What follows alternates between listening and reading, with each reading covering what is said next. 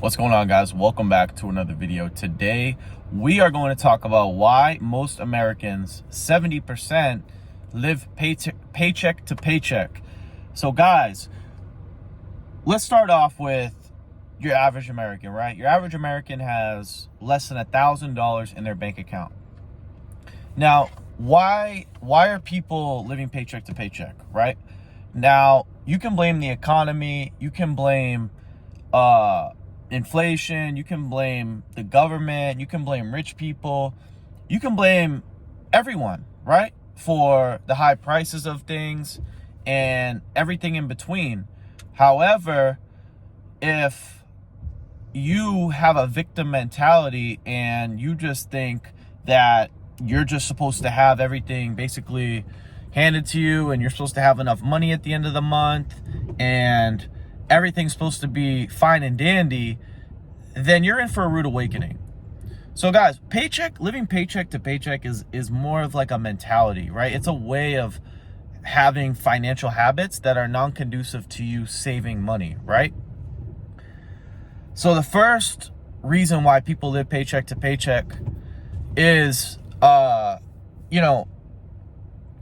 one, like a lot of people, I'll give you one example, right?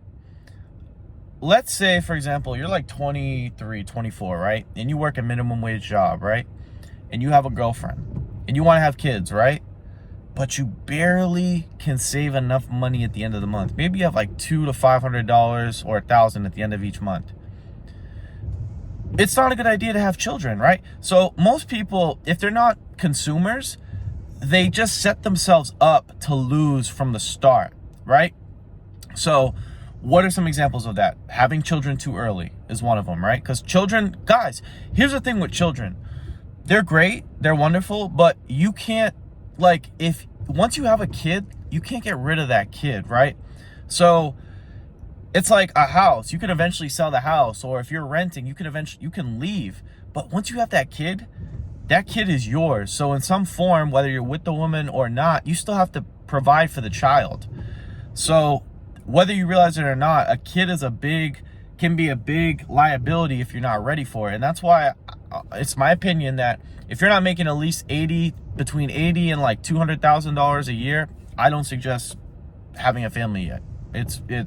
I mean, some people can do it. Some people can scramble and work hard and really make it out, but why put all that stress on yourself, right? So anyways, that's one reason. And then people just buy things they don't need. Like, for example, like, why buy a brand new $30,000 Nissan or Toyota when you can get one for $10,000, right?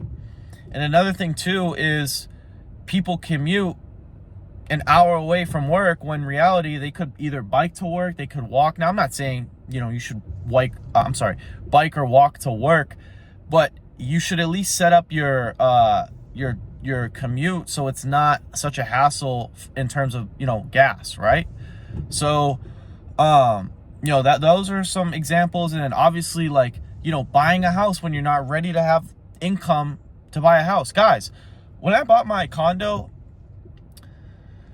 I was already making like $50,000 to $60,000 a year. So I knew that I had enough to save at the end of every month, right? But imagine, right? Let's say I'm your average American, right? And I have kids and I go buy an expensive car and I go buy a condo and I, try to get loans or another reason too is, hey, I have student debts that I have to pay back, right? So guys, there's many reasons outside of being a consumer that you can set up that like can get you trapped early on, right? And it's very important to recognize those traps and avoid them early on. Now, I'm not saying you can't get a house or you can't have kids early on, but just be aware that it's very costly, right? It's costly to have kids. And think about it, right? Okay, I just listed like 4 things, right? Having children, getting a house or moving out of your parents' house like super early, or buying an expensive car you don't need. These are all examples of like setting yourself up early to fail if you're not aware of how to navigate those different liabilities, right? Like, because I mean, a house can be an asset, but for the most part, they're liabilities, right, in the short term. houses obviously can be an asset in the long term, but I'm talking about like early on when you're not making that much money, right? When you're, 25, between 25 and 30, or even a little older than 30, and maybe you're not making that much money yet. It's very important to avoid these things if you're not ready for them, right? So that's honestly, guys, that's one reason I think a lot of people live paycheck to paycheck. And then another reason is also people are just fucking stupid. Like they just consume. They have no financial habits. They have no, they don't budget.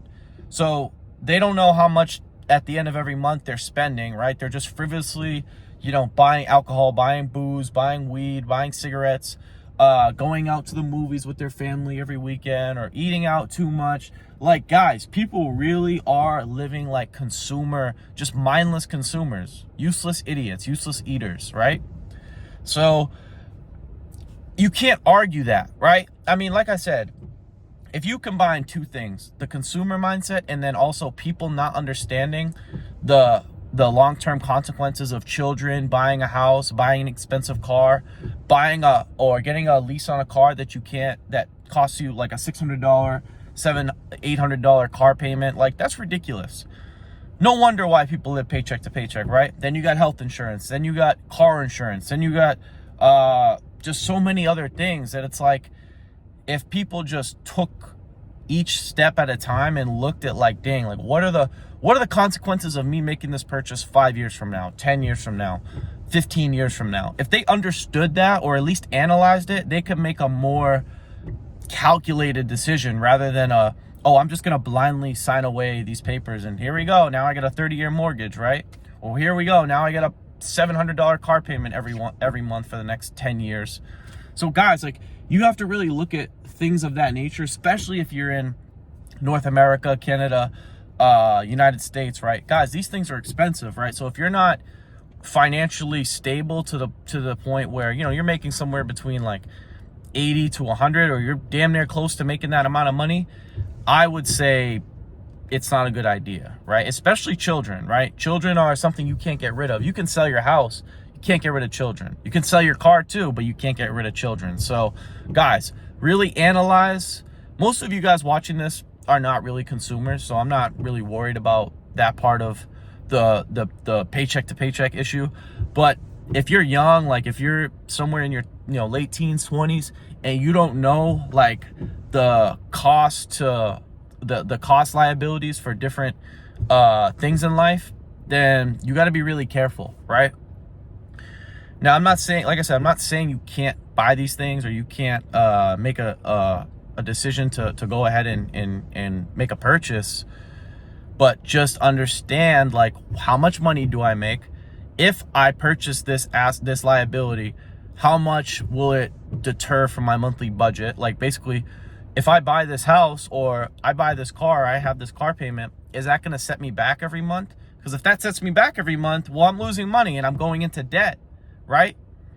And another thing too, right? If you want to go to college, but you have to pay for it, might not be the best idea, right?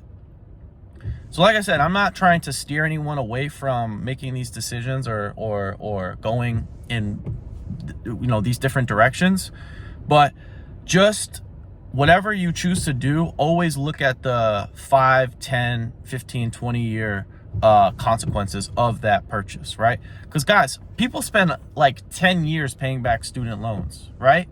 People spend 5 years getting out of debt. Like, it's really a problem. It is a problem. So, I mean, and then, when you combine that with the consumer mindset, like when people are just, not budgeting, they're spending their money just on random things every week, and they're not tracking their finances, like it's, they have no investments, they have no 401k, they have no interest accounts, they have no crypto, they have no stocks, they have no real estate. They don't have any business, they're not doing any side hustles, they're not working, they don't have their own business. Like, it's no wonder why most people fail.